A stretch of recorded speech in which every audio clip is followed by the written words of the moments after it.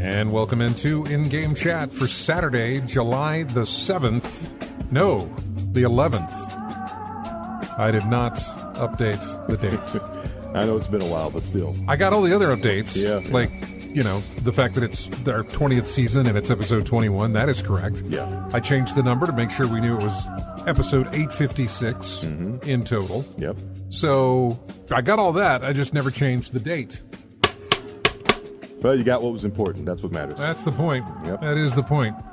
Got to get what's important. So anyway, if you would like to get in touch with us, I wouldn't even worry about it because we're going to be talking about just bad news all day. We are on Discord, and if you want to join us on Discord, well, there it is for you. Go right ahead. You can find our Discord by going to our website, ingamechat.net. Go all the way to the bottom. You'll find all the links to get in touch with us, whether it be through, you know, email or Facebook or Twitter and Blue Sky and whatever else. Twitch, our link to Twitch is there, and our link to our Discord is there as well, that you can join in and talk with other listeners and talk with us as well. Of course, like I said, we're on Twitch. Go to twitch.tv, type in Game Chat. You'll be able to find us there. You can watch live while we broadcast. Lethal Migraine's in there. Hey, Lethal. And Brian, of course, hanging out and reminded me to do the clapboard, which I did. And yeah. Man, okay. We'll get to what we played if we get to it. Because we might as well just jump right into the news. I almost made a decision to come back and do a show last Saturday. It's been 2 weeks. Yeah. But within that time, again, it feels like the last episode we did was bad news. GTA was going all digital and being, you know, what, 78 was $80, $90? I can't remember. $80 for the trial edition and $100 for the full version. Right, for the full edition. Despite the names that they gave it. Exactly. Yeah. So there was that. There was the situation at Bungie with the layoffs that we were talking about. There was the Steam. There was the Steam Machine release that was, you know, massively expensive. Mm-hmm. And probably some other stuff in there. It was all bad news. It was all bad news. It's been a bad month, dude. It's been a bad year. The entire year, we have barely escaped the situation that we've been in. Starting, of course, with the RAM prices going up. Then you know, everything going on with Iran and the shipping and the fuel, and so things being more expensive, and that's a up and down situation. But the RAM situation is not an up and down situation. The computer component situation is not an up and down situation. That is a completely up situation in terms of pricing, and it's spreading now to all sorts of different things. So I mean, it has been bad news all year long, as well as the amount of layoffs that we've had. Last year, 2025, the total amount of job losses in the gaming industry was in the 5,000 range. Mm-hmm. 5,000 and something, or an estimated thing of like 5,000 people lost their jobs last year in the video game world. We are sitting nearly halfway through the year. I think we're close to halfway through the year. I think maybe this is the week. No. Close enough. Anyway, yeah, we're very close to being halfway through the year. And we are already like around 1,000 away from hitting that mark for 2026. And we still believe that it's still going to get worse as time goes by. Oh yeah, no. It absolutely this latest round as well, and I don't have I can get you the figures because I keep them saved on my this is gaming layoffs. Let me see where we're at. Oh wow, we overshot. Never mind. Oh my god. Let me check another source that I use.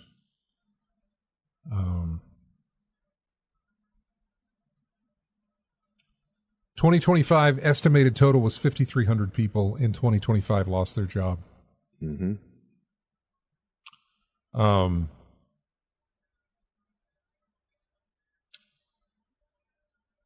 We are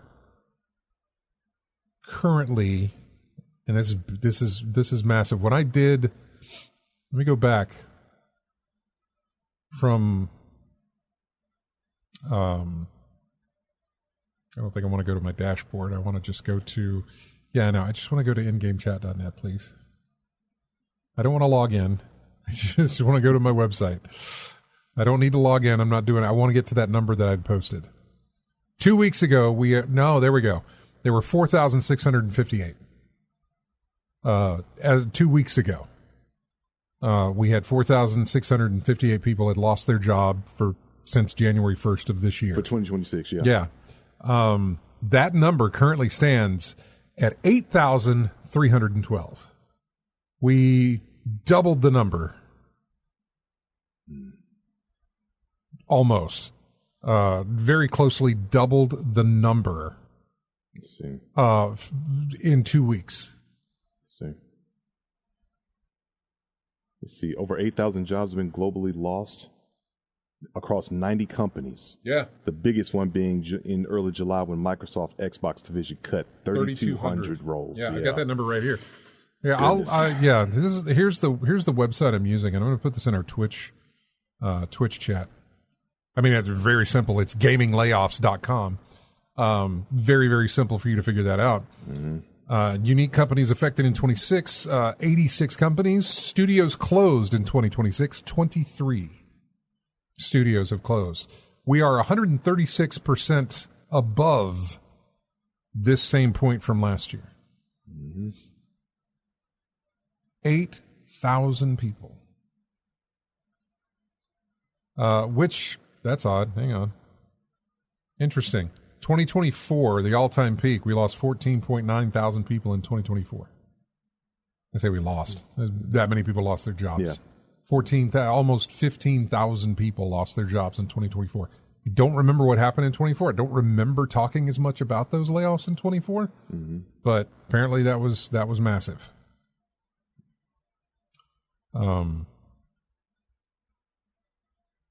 So yeah, we're not quite there. We're not quite to 14,000. So yeah. It's just been grim news the entire year, and it's only going to get worse. And again, we want to remind you that if you're looking to buy something right now, as far as, computer components or a new PlayStation or a new Xbox or anything like that, right now is the best time to do it. I say that because the prices are not going to go lower. Better sooner than later, folks. Now, if you're buying secondhand, used, that sort of thing, whatever, that does not apply to this. But if you're buying new, now's the time to do it. Not tomorrow. It should have been yesterday or the day before or a week ago, whatever the case may be, but you can't really think about that in terms of the past because you can't fix that. If you're going to be getting one, get it. If you're looking at Christmas thinking, I'll save it for a deal on Christmas, in November, don't, because the price that you will pay will be much more than you would pay right now come November or whenever you decide to do it. That is if you're able to find them on the shelves. Not saying that they're going to be going because, everybody wants one. I'm saying that the ability for them to produce more is going to get more difficult because the prices are going to go up because the RAM costs what it costs. It's a whole trickle-down type thing, One little chain in the link causes the rest of it to just be off. Yeah, it flows downwards. Yeah. Your prices to build something The components of the parts that you're using to build this machine with costs more and more and more, and they keep going up. So, and I mean, I don't know where the next Xbox sits, the Helix, which is what it's called, Project Helix. Mm-hmm. I don't know where they sit in that right now as far as, oh no, we finally, we're ready. We just haven't started mass producing yet because we haven't settled on a price or whatever. In other words, I don't know where they're at in the stage of production on these machines. Mm-hmm. I'm almost positive that no developers out there have dev kits yet. To work on these machines. So I say that, but I'm almost positive that's the case. And then the PlayStation 6, again, I don't know where we are in production on that just yet. I do know the last I read was that currently it was like $900 to build the PlayStation 6, or at least the parts that are being sourced. Yeah. $900. That does not count. Like, hey, we're going to put it together now and assemble it, and the cost of assembly, distribution, all that other stuff. Good stuff. Yeah. Everything that adds into the price has not been added into it yet. $900 is base, and so, and this will be likely a year that they do not sell these things at a loss. I don't necessarily know that they'll sell them at a break-even price or a little bit of profit. But I just don't see. Normally, when you sell consoles, you sell them at a loss. Normally, when you release a new console, you are biting whatever how much it's not a big figure that I know of, but they take a loss on it, whatever it is. They're losing out on $10, $50, something. I don't know. I don't know what the number is. It's been that way for a while, though. Yeah, always been that way. Yeah, because the games that you would buy for them would make up for those losses. Right. Because your companies were also self-publishing. And they would get a cut of that too. If you buy an Xbox game, especially digitally, by the way, when you were buying things off of Xbox Live Arcade way back on the 360 days, the developers were getting a chunk of that, but Xbox took a cut as well. Like anything you buy from our store, we get, some money out of that. Mm-hmm. They would also get it, of course, if they self-published, depending on what they published. For Xbox, it was Halo, and for the very first Xbox, it was Halo, and that was fine. They were self-publishing it, so they got 100% of the profits off of it. For the Xbox 360, they released, I know as a launch title, they had Cameo, which was Rare, which was owned by Microsoft. As a launch title. There were a couple of other launch titles for the 360 that I can't remember. I know Fight Night was one of them. That was EA. But again, self-publishing, so they made money off of that sort of thing. I don't know what your game is. Like for Xbox 360, it wasn't Cameo that was driving sales. I don't remember what the big title was for 360. I want to say there was a Soul Calibur game that was released on launch of 360. There was Cameo. There was, it might have been what's that racing game? Ridge Racer? No. This was Microsoft's deal. This was pre-Forza. Need for Speed? No. That's EA. It's not Midnight Club.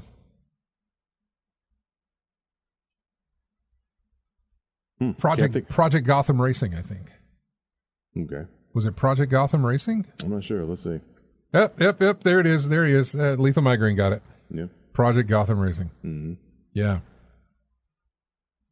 So and so maybe that was the big draw. I don't remember what the big draw for the 360 was. Mm-hmm. I don't remember what their Sonic was or their Mario or whatever it was that was like, here's their signature title that would move systems. Well, you know what they used to call them? They called them killer apps. But those, but I've not heard people call it. I haven't heard that phrase in a while. But yeah, for Sony, I don't remember the PlayStation because I didn't buy a PlayStation. Neither did I. I didn't buy it at launch. I mean, there were, by the time I bought it, there were so many titles to pick up. Yeah. Like I've always said, there's no point in me personally buying a console until I see what your library's stacking up to be. Oh, so, I remember. Wait a second. I remember Xbox 360. I think that was Gears of War. Okay, the original Gears of War. The very first Gears of War was 360, Xbox I believe. 360? Yeah. Okay. I think it was. I think that, or it came out not too long afterwards. I can't remember. Mm-hmm. Can't remember if it was a launch title or not, but Gears of War was big, the very first one there. Anyway, point being is that they're not self-publishing as much anymore to release something as they launch a console for you to dive into. Mm-hmm. They're just grateful enough that you bought their console.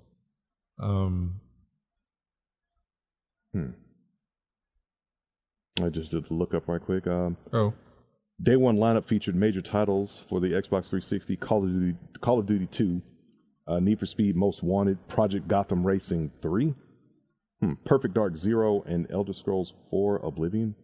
That's right. Morrowind, Elder Scrolls 4 Oblivion. Yeah. Ooh. Okay. Dang, I forgot about that. Elder Scrolls was a big deal. Mm-hmm. Did you pick it up? I didn't. Yeah, I think I rented it. Mm-hmm. Because again, that was not a game that was not a genre that I was familiar with. Mm-hmm. It was a big release. It was a big release for a lot of people. Mm-hmm. That was a huge, I gotta play this game. This is my, just like Elder Scrolls has always been whenever they release a new one. Mm-hmm. But that was,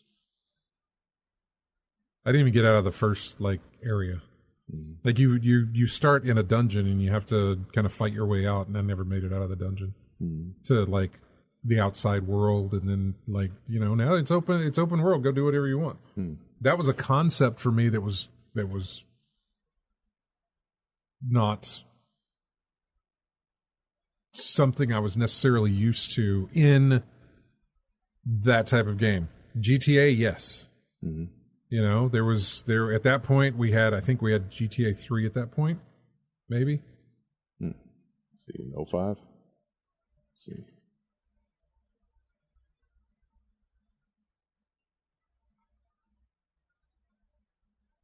I'm looking at Lethal Migraine. You gave us a list of what was out there. King Kong, I remember that.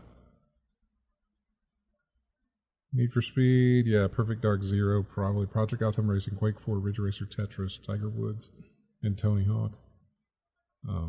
It says Grand Theft Auto 3 was 2001, and then later on 2002 for PC. Yeah. No. I mean, I had played an open world game before, but when I was playing Oblivion, I never made it out into that open world, and I don't know what I would have done in a medieval setting where it's not as let me hop in my car and drive around the city, like it was with GTA. You know, let me steal this dude's horse and hop around and go around the city. I don't know. It just it was not there for me. Yeah. And so my buddy Ben, though, God, he loved that game. He loved that game so much. The Elder Scrolls 4, whatever it was. Was it Oblivion? Oblivion. Yeah. Wait, is that 4 or is that 3? That was 4. 4, okay. Because then it was 5 with Skyrim, which is the only thing we've got. Which Elder Scrolls 6 is still, I think they said something like 2 or 3 years away. That game is 2 or 3 years still away. And it's been 6 years now since it was announced. No. It's taking its time, which is one of the worries, because if they keep having layoffs like this, they're going to eventually get rid of a team that works on this thing. Yeah. Keep getting pushed back or flat out canceled. Yeah, I know. Or it'll show up on Kickstarter or something. I doubt it. It'll just be canceled. I don't think they'll turn to Kickstarter on that if that's the case. But honestly, I don't think that's a game they'll cancel. That is a game that they know can sell consoles. That is a game that they know can sell games, sell consoles, that sort of thing. The question that'll be for that will Microsoft keep it to themselves, or will they multi-platform it? Will Sony get a copy of it later on, same day of release? What will happen there? Because again, you make it available on your system specifically, then people will buy your system to play that game. Usually, we're going to be in some uncharted waters here, man. To know what the public's going to do with their money. we haven't been in this area before. There have been some specific consoles, some way out there in a completely different lane type of consoles that have sold for an absorbent amount of money at the time it was released. Mm-hmm. I'm looking at you, 3DO. That was like a $600 machine in what, the mid 90s? Yeah.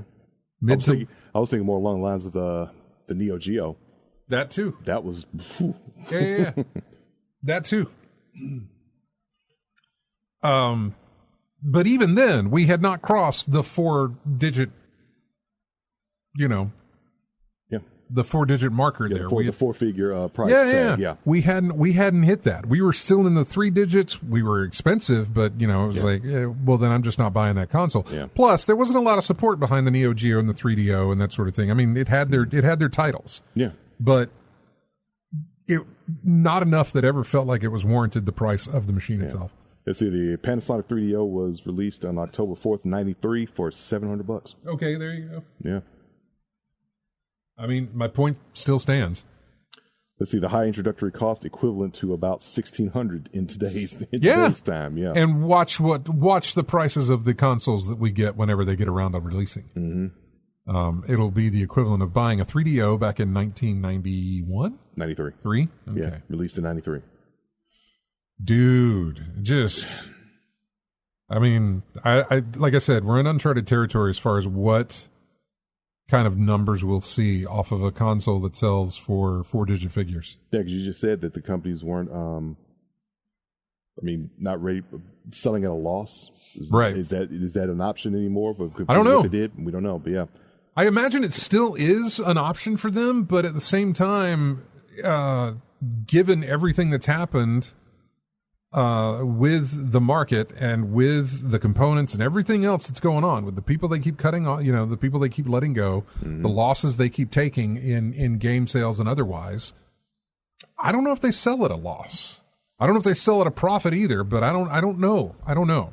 Maybe they don't sell as much of a loss as they normally do, but it's still maybe a loss. But I don't know. I don't know. Because I don't know where that puts the price. Because at some point you're like, man, they just spent $1,300. What's another $50? What is another $50 when you've spent $1,300? Or whatever this price is going to be? What's another $50 if that's what you're losing out on? Yeah. And I don't know. You probably could go, and maybe we will. Maybe we'll look this up during the break to see what previous consoles were sold at as a loss. Like, what was the loss? For every console they sold, they lost what, $50, $100? Like, maybe we'll look that up just to get an idea. Lethal Migraine says, no chance I pay $1,000 for a console. It's not like there's a whole lot of room for improvement, and paying for lousy AI is of no interest. I know, man. I think, regardless of your reasoning, I think there's a lot of people who are like, I can't do $1,000+ for a console, much less two of them. If you're trying to do the Xbox and the PlayStation, there's also the question of, and we won't know this until it gets closer to that time. There's also the question of subsidizing the console. Offering contracts or financing or whatever the case may be. Payment plans they were offering. Yeah. And I don't doubt that they won't go down that road. To kind of soften the blow of whatever price that console is going to end up when it finally makes it. Because right now, while we say the prices are $900 for just the parts to build the PlayStation 6, and let's just assume it's $900 for the parts to build the Xbox as well, the next Xbox. That's $900 right now. And so I don't know if they have secured all the parts to make what they need to make out of it. My guess is no, they haven't. My guess is they've secured the parts to make their prototype or their whatever the thing is called that is like, here's the first, kit that we put together for what would become the PlayStation 6. What, prototype? Yeah, prototype, whatever. I'm not sure, but here it is. Here's this one. By the time they get around to settling either on form factor or what they've decided to go with. By the time they've decided that, yeah, here it is, let's send it to print. So, whatever, I'm using the wrong terminology, but let's send it to do mass production. What are the component prices at that point? Right now they're $900, but they're only gonna go up. So where will they be once it hits 1,100? Once they hit the situation of like, now we need to start making these things in mass to sell to the public. What are the prices of the components at that point? Right now they're $900. By then, whenever that is, and I don't know how far away that is, what's it going to be? Or have they secured a contract where it's like, this is how much it's going to be regardless of what happens? Which I don't think they will. I don't think there's anybody in who's going to honor their right business mind who's going to honor that to say that no, because they know which way the things are going. And for them who are selling the RAM, it's going up. And for everybody else, that's the same thing. Your prices are going up. Thar says it's going to be $1,500 in Canada. The Helix better still have Steam and all on it. Otherwise, we'll keep playing on the Series X. I wouldn't be surprised if it was $1,500 here in the States. Yeah, I know. Whatever it is here, it'll be more somewhere else. Canada, Australia's got horrible game prices. Which I imagine so are the consoles themselves. It's going to be bad. So this is why we tell you now that if you are looking to buy anything, you want to buy a Steam Deck, you want to buy a Steam Machine, I would advise against buying a Steam Machine. Update your PC. Yeah. You want to update your PC. Any kind of electronics like this that you're looking to buy, now is the time to buy it. The prices are not going to come down. They are only going to go up and further. We just had the Xbox increase. PlayStation increased earlier this year. PlayStation likely will increase again before the year is out. Xbox is likely to increase again before the year is out. In fact, a lot of these are likely to increase by the next time they got to do another production run on the systems themselves, because they're going to have to buy the parts again, which means they're going to go up. I mean, we already just did that now. The reason these prices are going up is because we've sold through the product that was on the shelves, and now they got to make more. Except the prices are higher this time to make those again. So that's why you've got a $700 machine. The guys on the morning show here, they let me talk gaming a little bit because it was Video Game Day or International Video Game Day or something this past week. It was like, oh, tell us about video games. And I was like, video games are horrible right now. I was like, it is bad in the business right now. And I started going over all this stuff. It really surprised them because obviously they don't listen to the show on Saturdays. But just weren't aware of just how bad things are. Which is interesting because this situation with AI is affecting our hobby currently, but it is going to trickle into either your hobbies or your necessities or whatever the case may be for the general public. Who are not gamers and have nothing to do with gaming. But if you've got any type of electronics almost anywhere in your house, you have memory in there. Your car has it, so your car price is going to go up.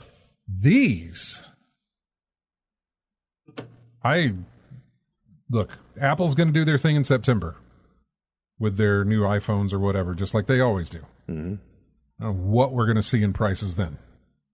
Too much. I mean, it's always gone up. A little bit like, hey, you know what? They're actually not necessarily always gone up. Sometimes they've stayed the same price, but they've dropped the prices of their previous models. But they have already warned us ahead of time. In fact, they've raised the prices on a lot. Apple has. Specifically Apple has raised the prices on a lot of their electronic, all of their stuff. With the exception of the phone. They haven't actually messed around with the phone too much.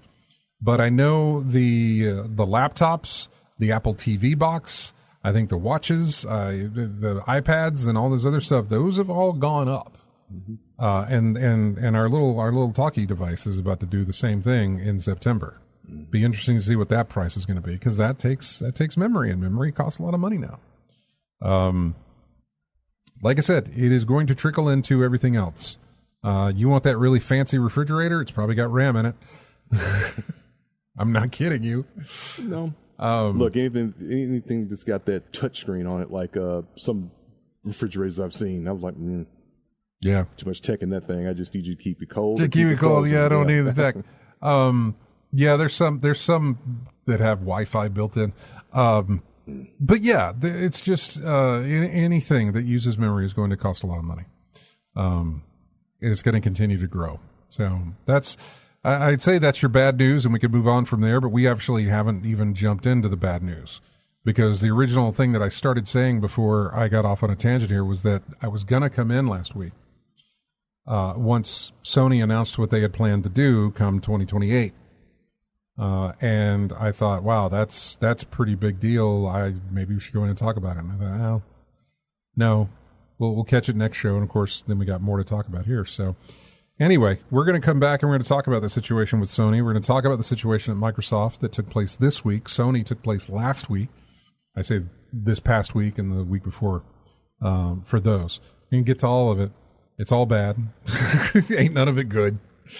So just hang tight and we'll get through it together, right? We are in the month of October of 2025 for our video game music sections that we're using. And we're coming upon, what we've got here is a track from the Recreation game. The one that was supposed to be like, hey, remember Burnout? You're going to have so much fun, because this is kind of like Burnout. And it absolutely was not. Failed in almost every single way. Have not really seen anything good about it. People have said, it's got some positives, but it just overall missed the entire mark, which at the time I was very sad about. But taking a look at Star Wars Galactic Racer, which is Criterion made under some other name, looks like it'll fill that void finally that we have been lacking so much. I went on a rabbit hole of Burnout stuff recently, and I miss it so much. I miss it so much. There's a thing. I know I'm going off on a tangent again. Every 4th of July in Alaska, they run cars off of a massive cliff. Old beat up cars. They run them on. They somehow set them to drive straight and just full gas, nobody in them, and they drive them off a cliff. A massive cliff. With a bunch of people down at the bottom watching the cars fall and crash and everything else. Mm-hmm. And watching that, I was just like, oh, God, I miss Burnout. I miss Burnout so much. Anyway, now I'm choking. Here's music from Recreation. It's called Rage Riot. We'll be back with more of In-Game Chat right after this.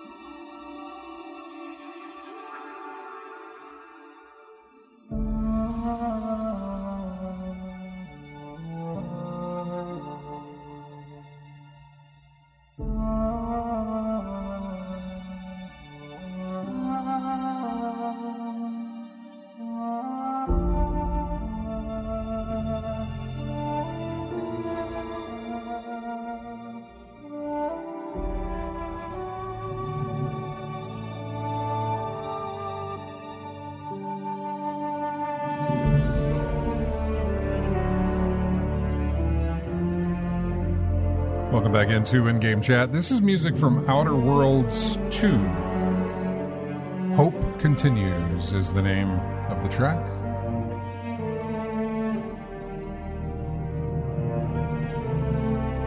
Welcome back in.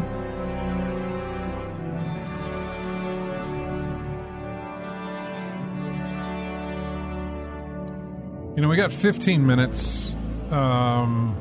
And there's a lot to hit on the PlayStation and the Sony. So, I'm going to hit some of these other news articles here before we go to the top of the hour.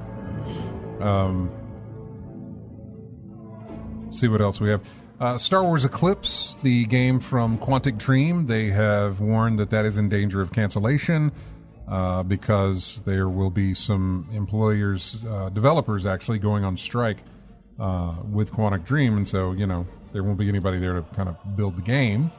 So it's a possibility that game gets canceled. That game's been announced for a while, but we've known nothing about it since. Kind of forgot it was even coming. Companies warn that RAM prices will keep spiking at least through 2028. So again, that goes back to what we said. You want something, you should get it now. Get it as soon as you can, put it that way. Yeah. If you can get it now, great. If you need to wait and get it later, well, that's fine too, but just understand those prices are going to go up again. But the fact that this is going to be going on through 2028 is just ridiculous. I don't hear a lot of people talking. I don't hear a lot of people outside of gaming talking about it. Mm-hmm. Like when the guys on the morning show mentioned that they didn't know. I was about to say that, like the folks on the morning show, most of the public don't even know They're about not it, really or even think aware. about it, or Yeah. it's not something that's important to them because they don't directly buy RAM or think about its impact on their lives. They'll see that when they go to buy the next time they go to buy a computer, whether it be a laptop, a pre-built. There might be something on Christmas when they try to buy something on Christmas. Some technology for any of that, their kids or anything like that. It's going to go that way. Yeah. God, it's going to be so bad. Sony signals it is not prepared to sell the PlayStation 6 at a significant loss. What do they say? No. In 2021, during the Epic versus Apple trial, Microsoft confirmed it had never made a penny from console sales. And in 2022, we learned the company was losing $200 per Xbox. This is before the current memory and storage cost crisis that's seen all consoles become dramatically more expensive. During recent shareholder questions about the pricing strategy around the PlayStation 6, Sony said, quoting, "As a principle, we do not intend to sell hardware at significant losses." That doesn't really... That says we'll sell at a loss, just not a significant loss, is what that's telling me. Mm-hmm. It's not saying that we're not going to sell them at a loss completely, just a significant loss. That's... Define significant. Exactly. That is objective. Yeah. Or subjective. Rumors have soared for a lot that the PS6 could see a 2027 release, making it 7 years on from the PS5 launch. I don't think we'll see it in 2027. We'll see a pushback. I don't necessarily know about a pushback. I was doing that thing again. I don't necessarily know about it being a pushback as much as it is they haven't announced anything. No. So I just don't think we'll see it in 2027.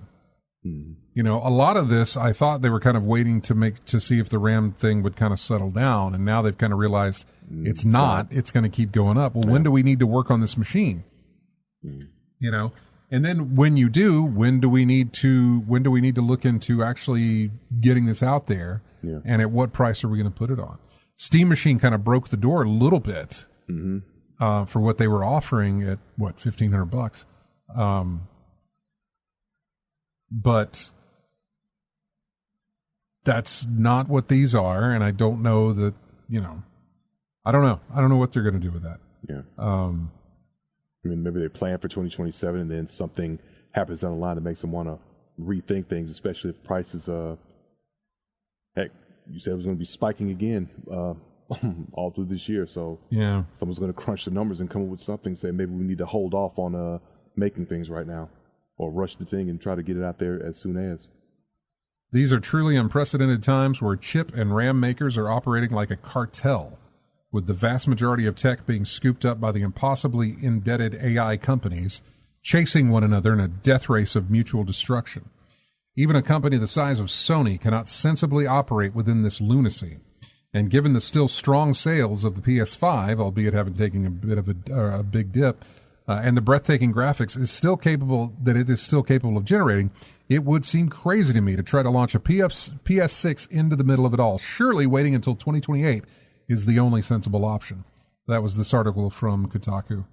So yeah, I'm leaning more towards 28. And I guess I'll tell you why.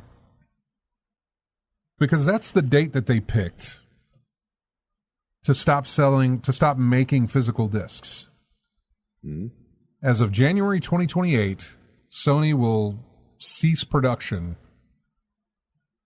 on making discs, which means it is unlikely your next console will come with a disc drive. Mm-hmm. Or it's very likely, I don't know. It's likely your next console will not have a disc drive. It'll be an all-digital type console. Yep. It'll be a console without any slots on it or any trays or anything like that. It'll just be connected to the internet so you can download the games to your hard drive, which will be small. Big game size, small hard disk drive size. Mm-hmm. I don't know how that's going to go. Small storage. Yeah. Big game, small storage. That is most likely the case, but the other thing that points to, we're going to jump into the Sony stuff when we come. The other thing that points to is that Sony Studio Santa Monica, who are making that. It's not a sequel to God of War. It's that side quest, whatever you want to call it. Side story. Yeah, I'm not sure what we're kind of labeling that as, but that other God of War that deals with Kratos' wife. Yeah, Laufey. Yeah. Yeah. That, they said, they issued a statement saying that game will launch on disc and digital, which means it's coming out before 2028. Okay. We already know it's a PlayStation 5 game. Mm-hmm. So my thinking is that 6 won't hit until 2028. It'll be completely discless. And then there will be an option to fix that, by the way. It won't be like they have now, which is you can buy an all-digital system and you can buy an add-on disc drive if you want to. Mm-hmm. That won't be a thing. It just won't. Mm-hmm. That's my prediction. What else do we have? The CEO of the Dark Pictures and Until the Supermassive Games, that guy, he stepped down. What else?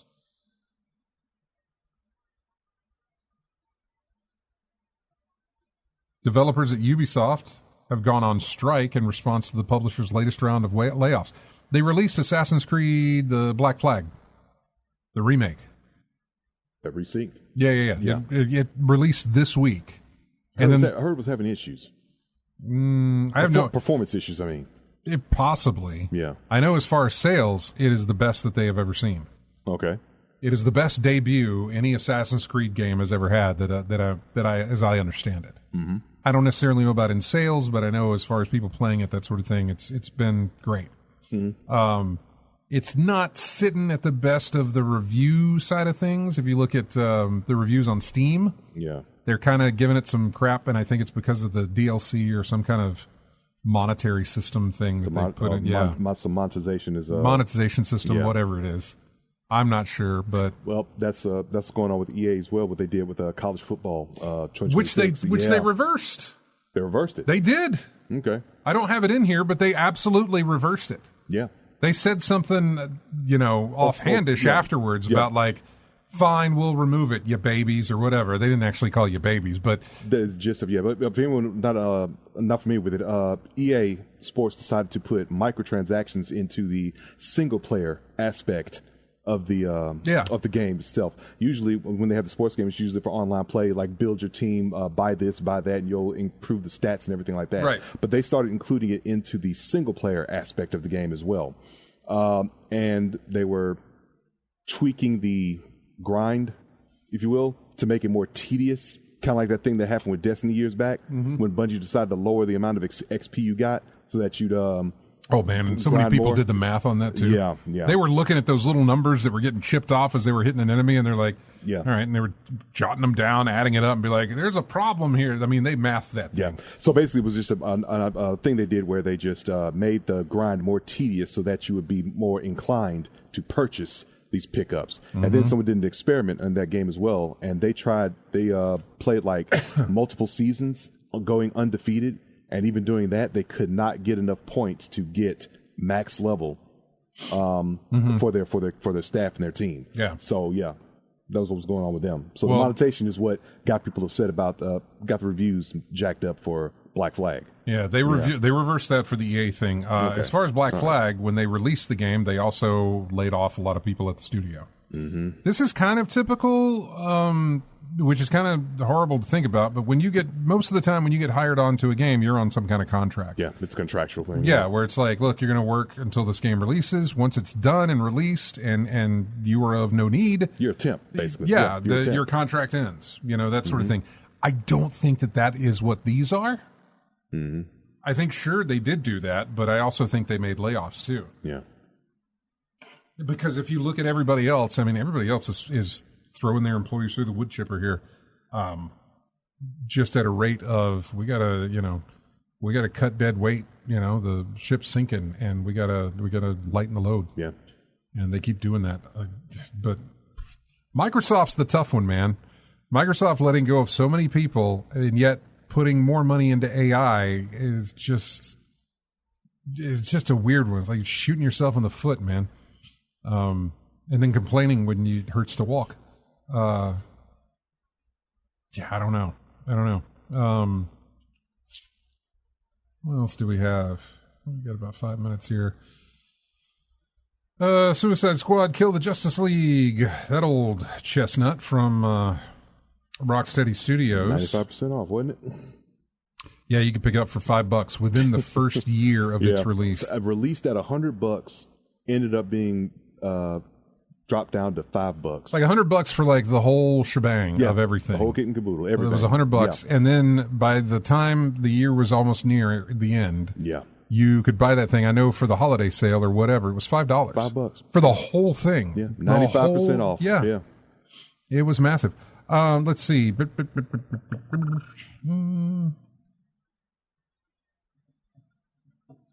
It cost Warner Brothers $200 million. I'm trying to. Two devs who worked on Suicide Squad retold the same story again in a recent interview with Bloomberg. And boy, does that development sound like hell. They're quoting here. There was definitely a sense when we first moved on to it. Arrogance is the wrong word, but a confidence, that Armstrong says. We're coming back off hit after hit, the Batman games, you know? Mm-hmm. Of course we'll be able to do this. But then came the slew of delays, which racked up the cost and the pressure for the game to make its money back. That's when I started feeling like I wasn't making games anymore, said one of the developers. I was following a spreadsheet, some elusive marketing analysis spreadsheet that no one could present clearly. I kind of felt like this isn't the gaming industry I wanted to work in. It was a big culture shift. We put all these hours in, but it didn't feel like it was tangibly getting better. Everyone felt like they were having to run to stand still. To add to the stress, the devs were given ridiculous deadlines. 6 months isn't enough to do any fundamental changes, one of the devs said. That's just enough to just fix as many bugs as you can and see if you can squeeze in a bit of feature tweaks here and there. But in this time, they were expected to fix everything and find the answers to questions like how many players can we reach with the feature and how can we twist the design into something to be more replayable. That's what the executives kept asking. It was all too much, and the unrealistic expectations and pressures of creating an infinite money machine disguised as a live service game was too much. I felt everything drained from me, one of the devs said. I said, I can't do this again. I don't know if I'm done with the industry, but I am done. I could feel myself coming apart at the seams. They ended up leaving Rocksteady and teaming up together to make Secret of Circadia, an RPG deck-building game that just had its Kickstarter release in hopes of raising $11,000 to help develop the game. I think as an industry, we're severely losing our way. It used to be passion projects that you loved and hoped other people would love too. When they did, it was such an amazing feeling. It became less and less of that. It became, let's hope it sells.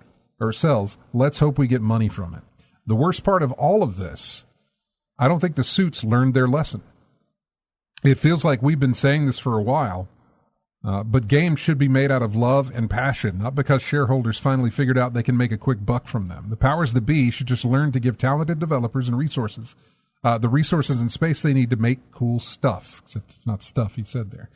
The formula for making good games is stupidly simple. A studio makes a game because they want to make a game they want to play themselves. That was Sven Vinke? He is the guy that works at Larian Studios, Baldur's Gate 3. And I want to say the guys from Astrobot did the same thing when they won their game award. They came up to the stage and said, we just wanted to make a game that was fun for us to play. And it turns out that works. What I've always said, man, give the gamers what they want, and you'll have success. That or let the developers, let the studio develop the game that they want to develop. Yeah. Let Rocksteady, especially with Rocksteady, man, you didn't have to do what you did to them. You had a winning team. Yeah, I think you talked about it, how they had the formula set, and then someone got live service and then changed the entire thing to fit in that box. Just let them do what they're going to do. Man. Yeah. All right, we got to take a break. When we come back, we're going to dive into the PlayStation situation, and we'll talk about that and the Xbox massive job cut situation that we've already talked about. Nintendo, we're not going to leave them out either. We got some stuff about Nintendo in there as well. This is music that comes from Hot Wheels Let's Race. It is the main menu music, and we'll be back with more. So far, we've got 2 racing titles here. We'll be back with more in-game chat right after this.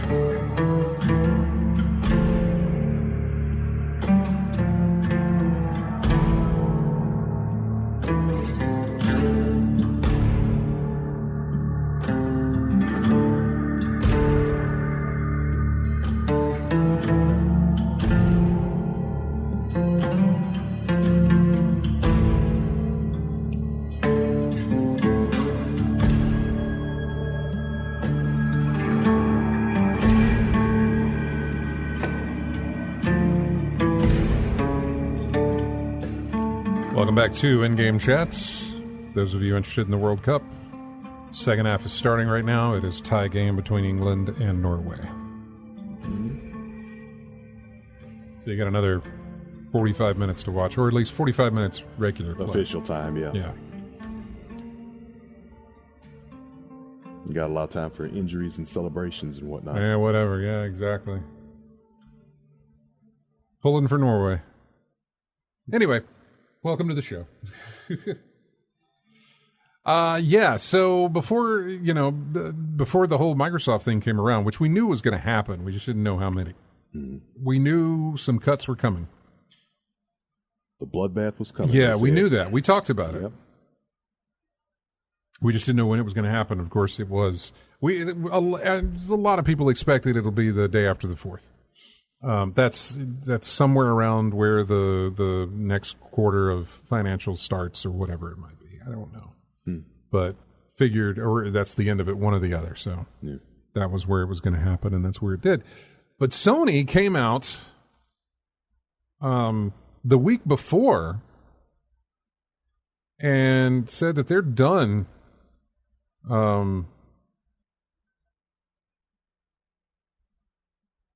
All new PlayStation games starting in 2028 will be digital. The game disc is going away, at least on PlayStation. Sony is set to end production of physical discs for all first-party and third-party PlayStation games on January 2028, according to the new PlayStation blog post. Games released prior to 2028 will continue to have physical versions, but everything that comes after will be digital only. This is a natural direction for Sony Interactive Entertainment to adapt to consumer. This is a bunch of corporate bull stuff. Yep. Yeah. While the overwhelming majority of all new games are now sold digitally, many fans still prefer to own their games on discs. The end of discs doesn't necessarily preclude Sony and other companies from still selling game boxes in brick and mortar stores. They would just have a download code inside, similar to what we're getting from Grand Theft Auto 6. A question for you, RJ, because you are big into your physical media. Yeah. When you buy a physical game, which you still do, most of the time, and we've talked about this, most of the time the game is not on that disc. There is a licensing code that is on that disc that allows you to download the game to your hard drive. So do you own a physical item or do you not own a physical item? In other words, that game is not there. You own a disc. Yeah, I have a disc with a code. But if they remove that game from their store, pretty much the same thing. You won't be able to play that game. Yeah. I wasn't aware of it at the time that you were talking about it, but going into research about it, that's exactly what it is. Yeah, because games are getting too big to fit on discs or whatever reason they give or whatever. But that's just what I've always liked, the physical aspects of the game. Because I get you. I still have it. It's like having a backup of retention for it, but that's not the case with modern games now. I was going to say probably the majority of the games that you have, the game is on the disc, because I know that you've got a lot of physical media that goes back a ways. Yeah, and so you've got a lot of games that actually do have their. You could take that disc, put it into another machine, and it's going to play it because the content is on the stuff is on the disc. Yeah. That was the case for a lot of games. You know, it was only recently here, probably within near the end of last generation or middle of last generation in through this one. I want to say the conversation started between when I picked up Mortal Kombat X, I think. Yeah, I think that was when the conversation was started when I picked that up. So yeah, it's just interesting that I get it. The fact that they are doing this it's a big deal, and there's a lot of people that aren't happy about this. Yeah, I mean, especially with what happened with all those movies we talked about last time. Yeah, being taken off. I mean, you paid your money for that thing, and then all of a sudden it's gone.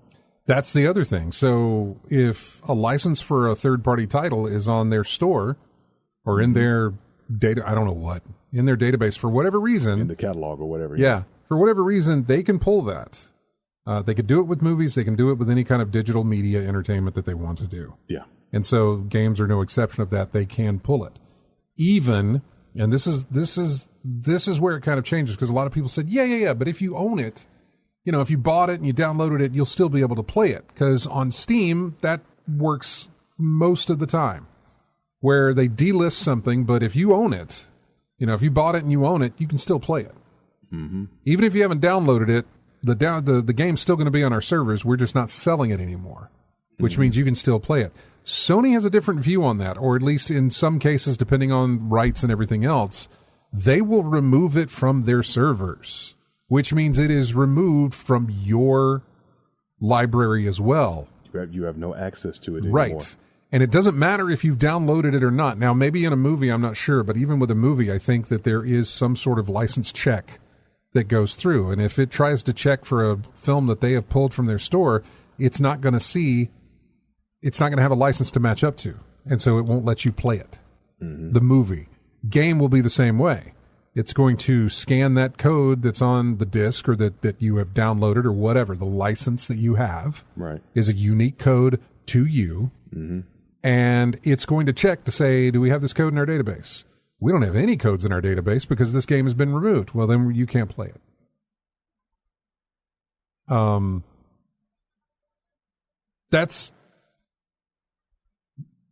There was a time I would have said that's a drastic example. It's realistic, but it's drastic.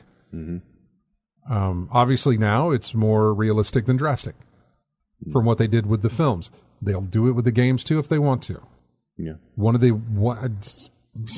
Man. And the weird part of this, and I know it's covered in like the end user license, the EULA, the end user license agreement. I know whenever you buy the system or whenever you download the game or whenever you do anything online that requires a purchase, there is fine print somewhere sitting that says, hey, we got the right to remove this content at any point for whatever reason at any time, and you can't sue us for it.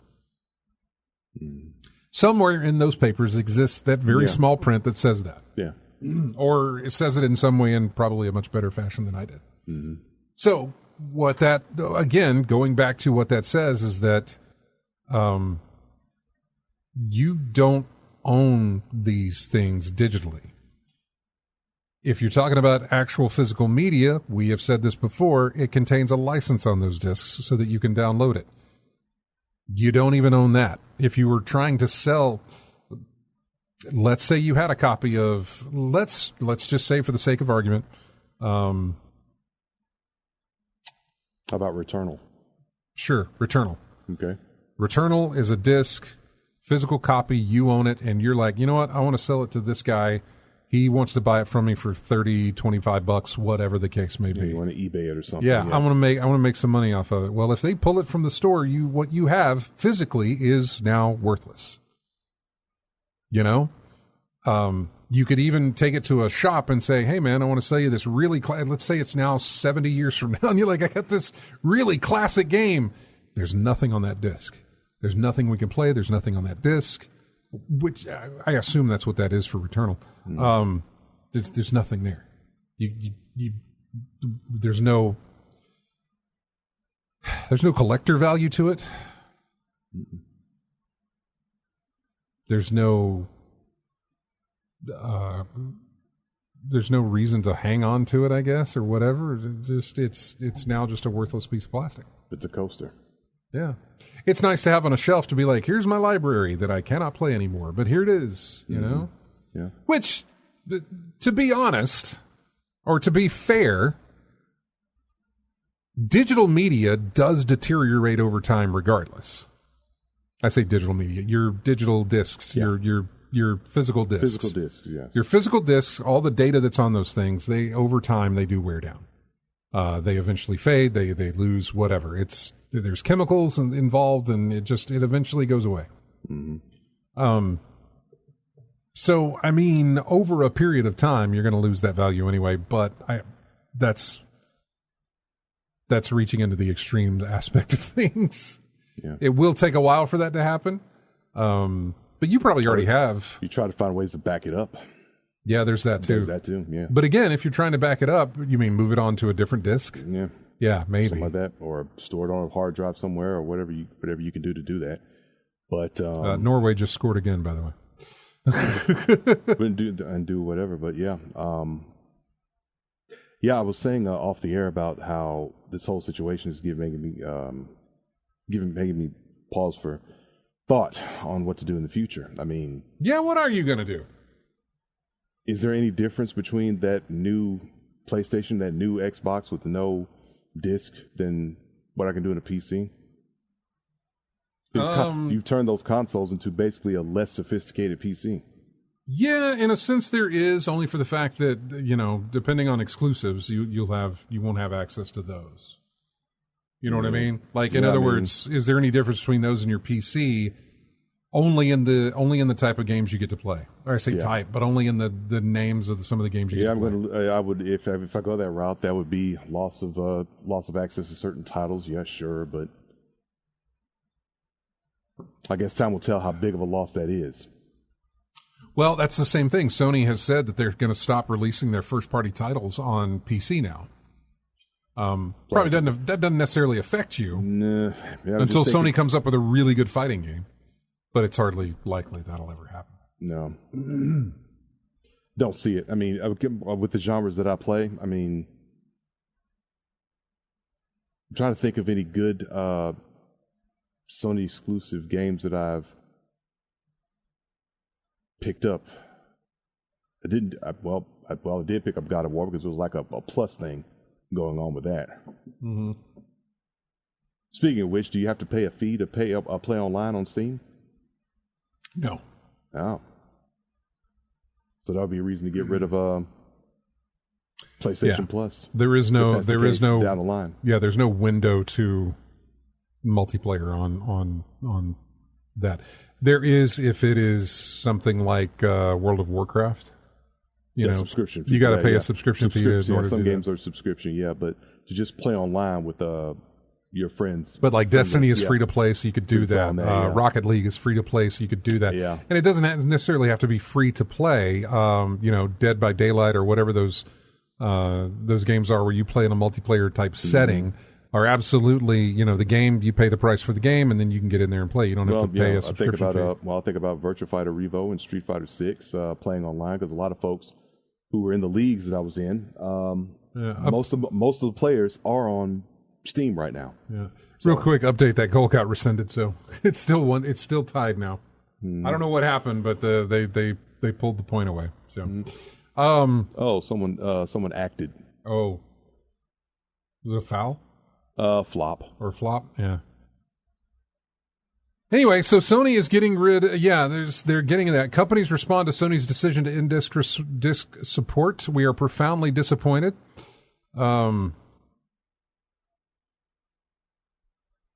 This is a move all about profitability and control. I'll eventually get there. With Sony preparing to end physical disc production in 2028, analysts say there will be quite a few knock-on effects beyond just the straightforward no more physical PlayStation games. For one, analysts say the PlayStation 6 and the Project Helix are almost certain to launch with no disc drive at all. We've talked about that. That will leave players with large libraries of physical games for previous consoles totally unable to play them on the new systems. The director of research and insights at Nico Partners, Daniel Ahmed, said that 70 million physical PlayStation games were sold last year. Around 500 million have been sold during the current generation. That's no small amount. Analysts suggest this could lead Sony to try various methods of helping gamers bring their collections forward, such as an add-on disc drive or some type of disc-to-digital conversion program. Maybe. Outside of putting the disc into something, letting it register that license to your system so that then you can go to the store and download it. I don't know, but you have to somehow have a disc you have to read that disc. Yeah, we're gonna and if you're launching a console that has no disc drive, what's the point? How do you do that? Yeah. No discs on our systems, but we're going to offer you a disc drive for a small fee to add on to your system. Yeah, it says the former of those will almost certainly cost money, and the latter might too, which is likely going to frustrate PlayStation gamers further. Rumors and reports circulating that the next PlayStation could cost as much as $1,000, combined with its lack of backward compatibility for physical games, might be a deal breaker for Sony, for many, if Sony can't find a way to ease the transition.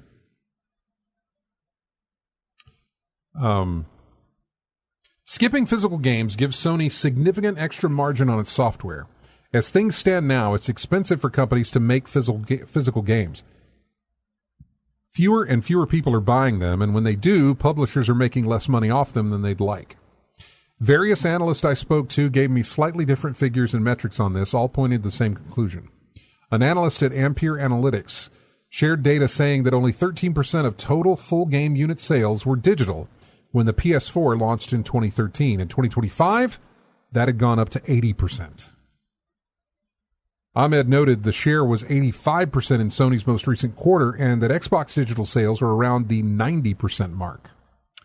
James McWhirter at O-Media countered that Sony's percentage translated to around 75 million physical games sold last year, a not insignificant number, that the company certainly hopes to translate into digital sales that it can make more revenue on per copy sold. Because it is so much more expensive to produce a physical game, they estimate that PlayStation makes roughly 50% more revenue when selling a first-party game digitally than they do physically. Because they're skipping the middleman. Mm-hmm. It is directly from them. They don't have to go through the process of making the discs, distributing the game, the discs, going through all that stuff.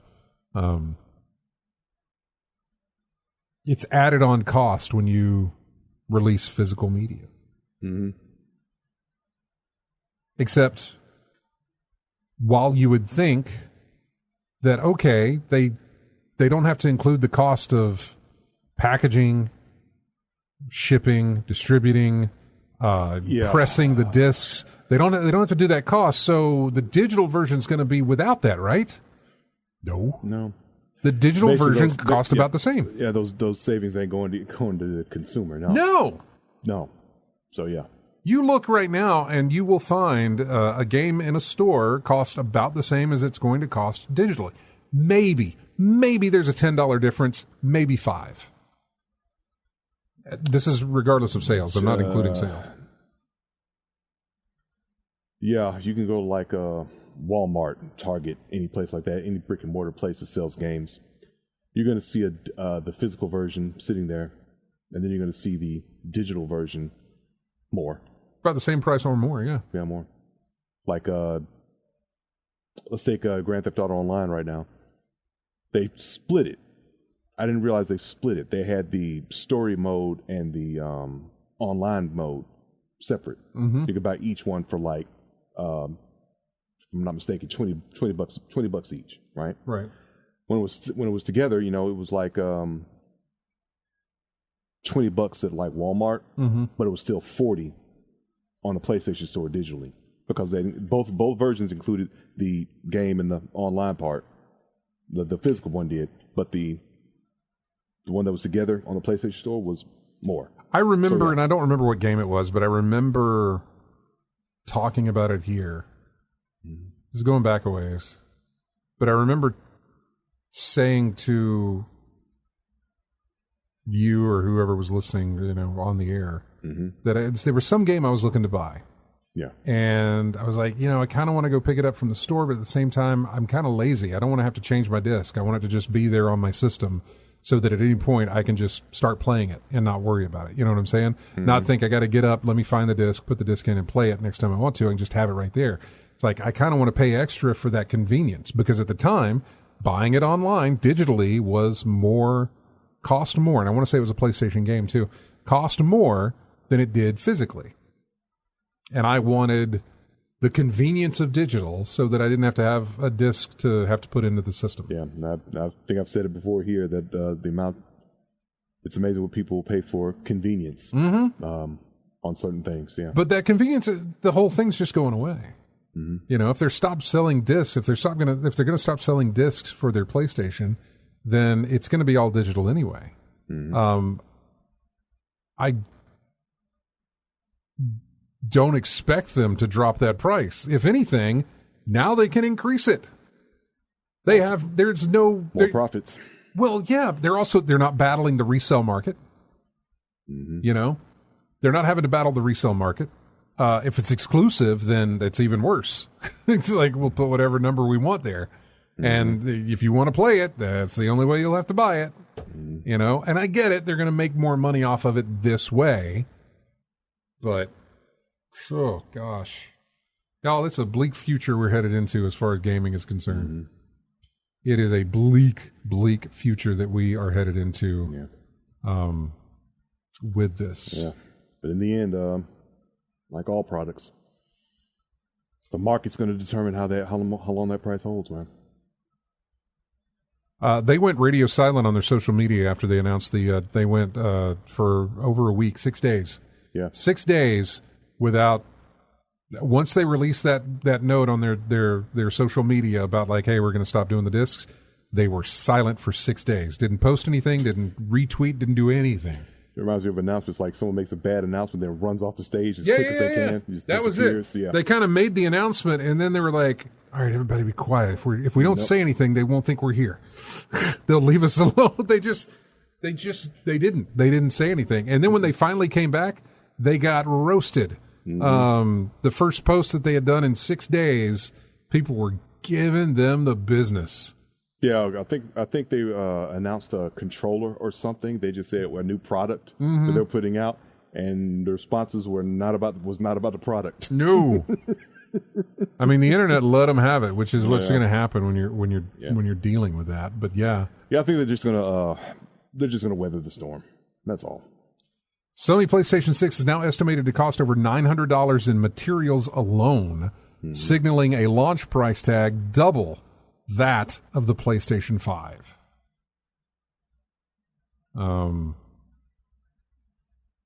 then we have what kind of PS6 could justify $1,000 price tag?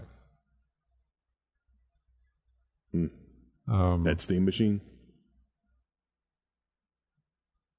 Yeah, I'm trying to see what he's got here.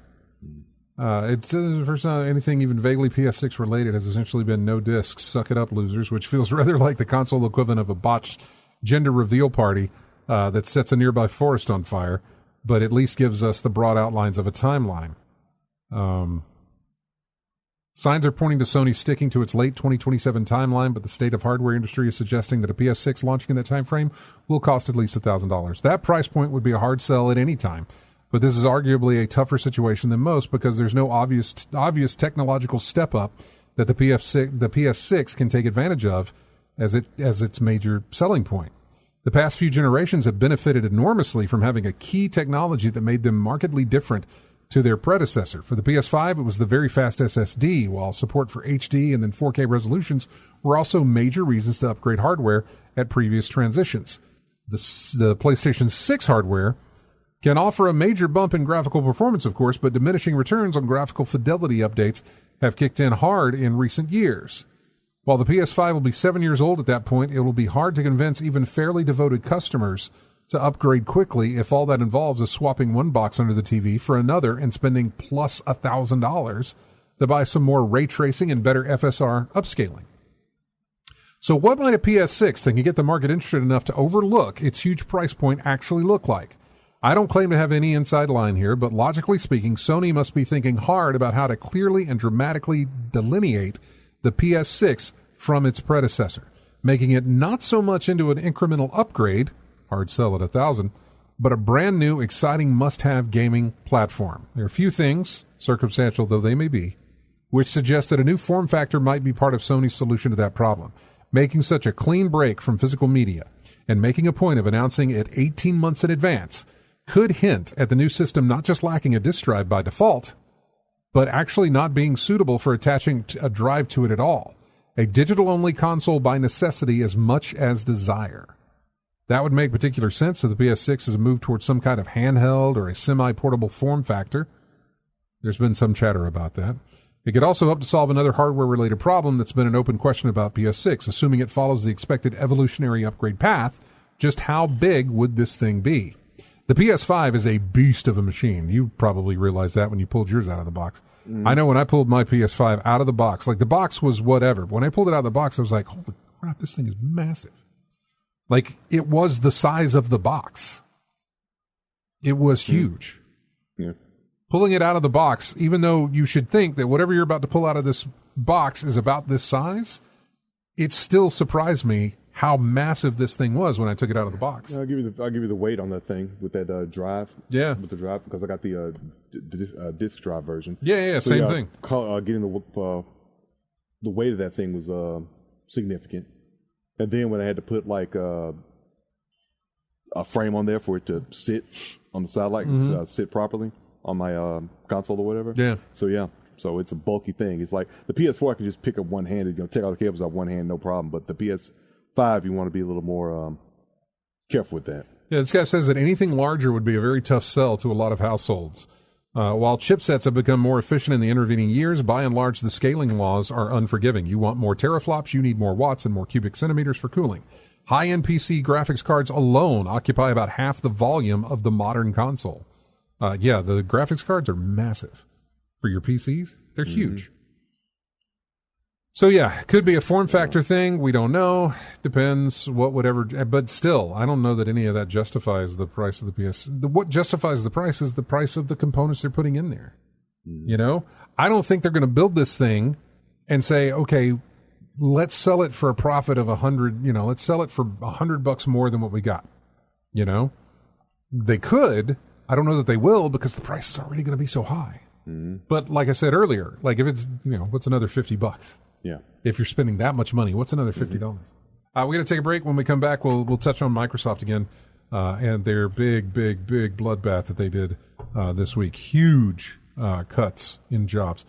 Here's music from Plants vs. Zombies Replanted. That was a remake, I guess, that came out in October. Fun game. I haven't played PvZ in a while. Anyway, we'll be back with more of In-Game Chat right after this.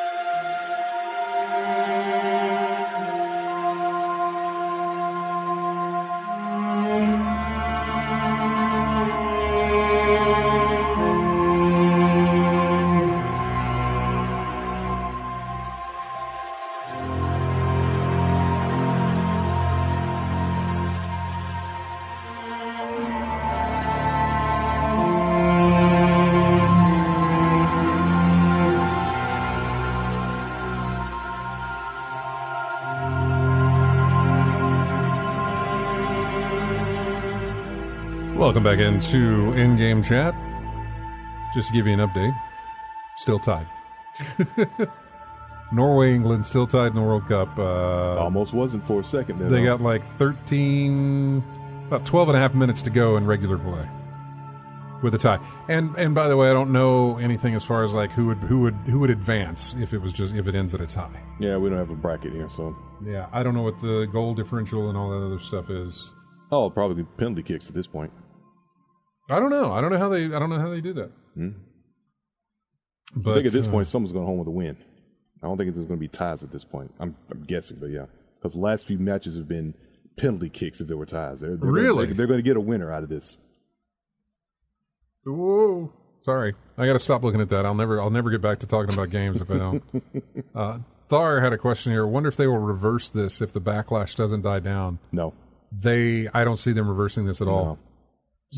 Someone crunched the numbers and it looks too good, and the profits look too right. So yeah, right. And also understand that they have probably decided already that the next system will not have a disk drive. Mm-hmm. Like, you know what? We can't do the disk drive anymore. And think about this: the cost of backtracking at this point. I know it is too much. So yeah, I know. There's hope, and I mean, look, Sony could, but just. I don't. The people that run Sony right now are not the same people that were running Sony whenever that. You remember early in PlayStation 3 when they had a breach in the PlayStation Network? Mm-hmm. There was this, and we saw the Sony executives during a press conference do that bow. Mm-hmm. And I remember seeing this and seeing the cameras going nuts during that bow because it was a bow of shame. Mm-hmm. It was shame. It was apologetic. It was this. We feel shame, and we are extremely sorry for what happened with the PlayStation Network or whatever it was. I can't remember. It was PlayStation 3 at the time, and something happened, and I think the system was down for like a month. It was a huge, huge deal.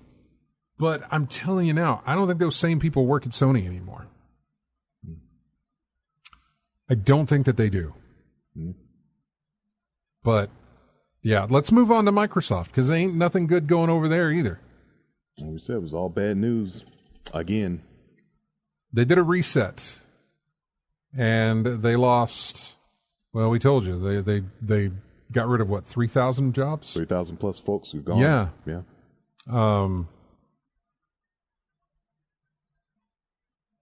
This let's see. Every studio that was affected by all of this. Oh God, there's a table of contents. Compulsion Games. They are now allowed to become independent along with their IP catalog and runway for their next game. These are the South of Midnight guys, We Happy Few, and Contrast. Great studio. Love them. I don't know what's going to happen, but they are allowed to now do, if they can handle it, they can just be independent. Yep. Do it themselves. And they're going to try and do that. Double Fine. They went back to being an independent game. Their IP, their catalog, and the runway for their next games, all allowed for them to keep, and you guys can go. You just gotta, you gotta be an independent studio. That's tough sometimes.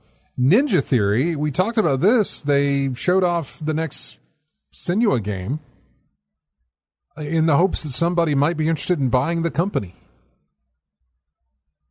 That didn't come out until later because when we heard that that Ninja Theory was on the block for being cut. We're like, well, what about the game? Well, if somebody sees that and wants to come and buy the studio, we'd be happy to give it to them. We'd be happy to sell it to them. Mm-hmm. They entered terms to join new ownership with funding to complete and grow Senua. That's how it's been affected. Undead Labs, working on State of Decay. Again, State of Decay 3 is still coming out, but they are on the chopping block. They have entered terms to join new ownership with funding to complete and grow State of Decay 3. Arcane Lion, they're the guys that did Deathloop, Dishonored, Prey, Redfall, and they were currently working on the next Marvel's Blade game. How it has been affected, the studio's management is beginning required consultation with its Works Council to review potential strategic options. I don't know how that translates out of corporate speak, but yeah. Activision. They have had reductions and shifting investment to focus on higher priority projects. Blizzard. They've also had reductions in shifting investment to focus on higher priority projects. The staff of Blizzard Entertainment were told today that they won't hear how the reorganization impacts them until further communications. Bethesda, ZeniMax, they're the ones that did Fallout and Doom and Elder Scrolls and Quake, and they have the reductions thing again. They are cutting a significant number of staff, according to Bloomberg, with reports suggesting around half of each studio's workforce has been let go. King, the ones that did Candy Crush, reductions and shifted investment to focus on higher priority projects. Mojang, Minecraft, they have had reductions and shifted investment to focus on, so that's what we got so far of those cuts.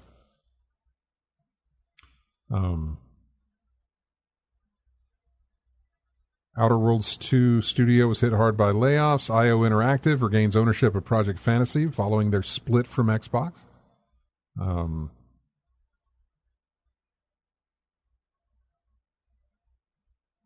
There was some finger pointing, seemingly. We're still 1-1? We're still 1-1. Xbox CEO Asha Sharma has made a number of big changes since taking over from former chief Phil Spencer. Some of them collectively represent a clear repudiation of Xbox's choices under Spencer. In an interview with Fortune, she said that Xbox spread itself too thin under its previous strategy. Basically, the guy before me really just kind of ruined it, is what she's saying. In order to grow, we made a bunch of bets. And as we did that, we inherently didn't focus on the core business. The number one measure of your strategy is what you put your resources behind, and we simply spread ourselves too thin. This interview was published on the same day that she announced the 3,200 layoffs at Xbox and the spin-off of 4 of its studios. She also returned to one of her key points in that layoff announcement, that the Xbox business is not healthy. A healthy Xbox could weather the shock of the hardware crisis, she said in the interview. With an unhealthy Xbox, it becomes really challenging, and it accelerates a lot of the changes that we need to make. The health reference presumably means that with better profit margins, Xbox would be better to absorb the hit of what is called the Rampocalypse, which is the price of RAM and how much it is going up, which is being caused by Microsoft in part for the money they're investing in AI. Yeah. I was about to say she's the one that putting all the changing the resources to AI for this division. Yeah. Regardless of the health of the Xbox, component prices are astronomically high and likely to get worse, and that impacts everyone. Material cost alone for the next PlayStation, which we said was around $900, and the cheapest Steam machine you could buy is over $1,000. That's an enormous amount of money for a game console. True Xbox optimists might imagine that Microsoft could use the wider profit margins Sharma aspires to in order to bring prices down to a less eye-watering level, and sure, it could, but I wouldn't hold your breath.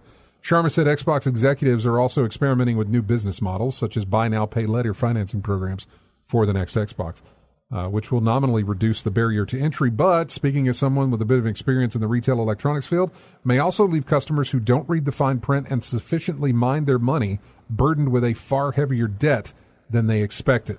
However it shakes out, Sharma said the process is going to take time and hinted at the possibility of more unpleasantness ahead, saying, I think our core has to be healthy, and that will be necessary but not sufficient. So there is still more in store for ye old Xbox.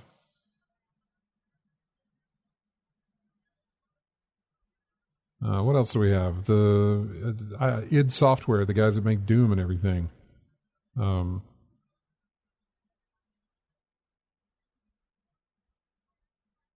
The Revelations expansion for Doom the Dark Ages. It finally arrived this week with a 10-hour campaign aimed at hardcore series veterans.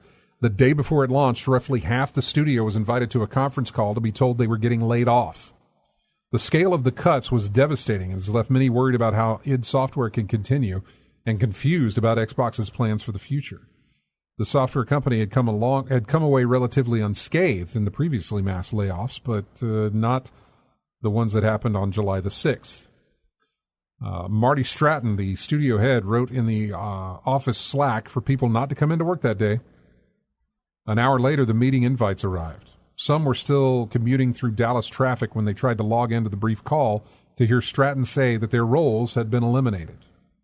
It wasn't their fault or a reflection on them that they were part of the 3,200 layoffs across Xbox happening over the next 12 months, he said in remarks that lasted less than a few minutes. While feelings of betrayal were to be expected, more surprising was the realization of just how bad the studio had been hit.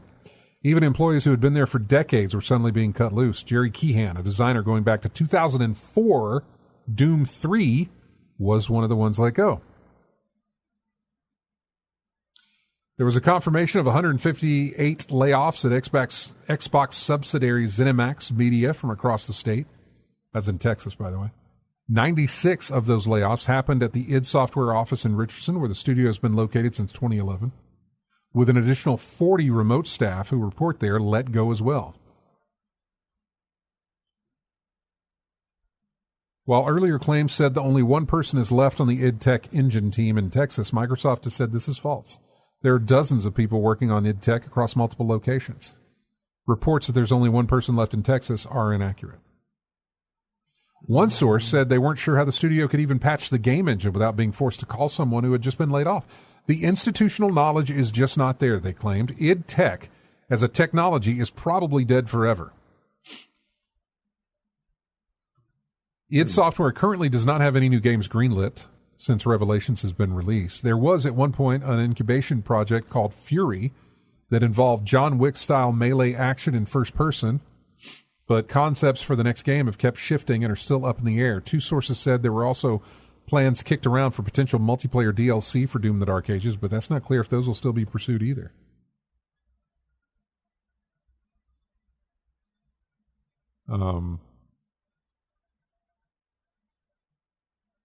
Yeah, it's unclear what's going to happen there with them. These big studios that are just being gutted and cut. Mm-hmm. I was thinking about that id Tech thing. Was it possibly there is only one person, but the other people working are just people who've been repurposed from something else? Likely. Yeah. You know, it's a lot like what happened with I say it's a lot like, but it's similar, I guess, to what happened with Bungie. Mm-hmm. It's like, hey, you know, we've got the people we need to work on Marathon now, and we're done with Destiny, so we don't need any of you guys anymore. Half of the studio gone. Mm-hmm. It's like, we can run Marathon on half of this. You know, we had two studios, one working on the Destiny side of things, the other working on Marathon. Well, Destiny's done. Marathon is it now. We're keeping that group, and we're getting rid of you Destiny folks. You know? Mm-hmm. Yeah, there was some overlap, but still, it was 300-400 people that were let go. So it's bleak. It's depressing. It's not hopeful for a future at all in gaming. And I'm not just talking about id. I'm talking about the whole situation with Microsoft's layoffs, with PlayStation eliminating discs, which, you know, Dave brought up something that I meant to. Dave is listening and sent me a text, but he brought up something that I also forgot about, is that, I mean, this will trickle down. First off, Sony was a big proponent. Like, when you talked about the format wars, you were talking about HD, DVD, and Blu-ray. Blu-ray, Sony owned Blu-ray. They owned that patent or whatever for the Blu-ray disc. They're not going to make any more movies on Blu-ray. You know what I'm saying? If they're eliminating making games on discs, they're eliminating making movies on discs. You already kind of are, for the most part. I have no idea how many people are out there buying physical disc movies. I know you are, but I'm just saying the percentage of how much is sold digitally compared to how much is sold physically, you know, in that space. Music was the forebearer of all of this. You don't have music stores anymore. Well, you have vinyl stores now, but you don't have music stores anymore. The retro style collectible part of music coming back, yeah. Nobody's selling CDs, man. When was the last time you walked into a Best Buy? It's probably recent, but when was the last time you walked into a Best Buy? They only do it online, basically. I know, but I haven't walked in physically probably years. Well, the next time you walk into a Best Buy physically, try and find the music section. Better yet, try and find the movie section. There's not one in Target. I know that. Yeah. Target got rid of its movies section. Best Buy, back. I think Best Buy did the same thing, with the exception of like Steelbooks or something like that. I'm not exactly sure. Mm-hmm. But, you know, the movie section used to be row upon row, man. You would go, there was just, same thing with music. It used to be these tables of just nothing but CDs, all over the place, and those shrank and got rid of. The movie section, there was like, TV shows, your movies, all this stuff, all DVDs, Blu-rays, and all, just a ton was there. And over time, it shrank and shrank and shrank and shrank, and eventually, it just became this floating kiosk near the front door of the store that just had, here's our selection. You came in for the new releases, and if you didn't get it that week or the week after, then chances are your chances would go away. Yeah. People stopped buying them, so they're going to stop making them. So it's all, when I talk about trickle down, it's going to trickle down into other things. Physical media will be one of those. Not just physical gaming media, but physical media in general will be one of those things. Books will be safe. For the most part, I think. I'm about to say, you say that. But... I know. Well, that's the other thing. Of course, you don't walk. Bookstores have all but disappeared for the most part. There's independent bookstores. That's a completely different thing. Independent video game stores. But your big book retailer stores, man, they're going away as well. Because people can buy them online. Whether they're physical or digital, people can buy them online. I don't think the whole digital library thing, the whole e-ink stuff, I don't think that it caught on as much as they hoped it would. It caught on enough to keep it going, but I don't think it caught on like, here's the future, we can get rid of all these books now, these physical books. I just don't think that happened, so anyway. Ah, man. I'm still thinking what Asha Sharma was saying about getting how exactly she's going to get the Xbox healthy. Yeah, more cuts. I don't think they're done with these layoffs. Yeah. I really don't think they're done with these layoffs. If the priority is raising profit by way of getting folks to spend more on the titles and things like that, or like we talked about a while back, like advertisements in game, things like that, all types of things that I'm sure the customer base ain't gonna like. That's what I was gonna say. Whatever they do to close that gap is not going to be beneficial to the consumer or the developer. You know what I mean? Yeah. It's not going to be good for the people making the game, and it's not going to be good for the people buying the game. So anyway, we got to go because this game's almost over with, but so is the show. The show's almost over with. We'll be back next week with hopefully some good news, maybe. I don't know. Just doesn't seem like we're ever going to get there. So you guys have a fantastic week. Thanks for tuning in, as always. Have a good one. We will see you next Saturday. Here is music. We're in October. Hard to believe that this game came out just in October. It's not even a year old, but Arc Raiders. A game that's just, been amazing as far as the online looter shooter type thing that it's done. Satisfying its gamer base. Exactly. Sure. It's the lobby music from the game. So you guys have a great week. We'll see you next Saturday. Thanks for watching and listening.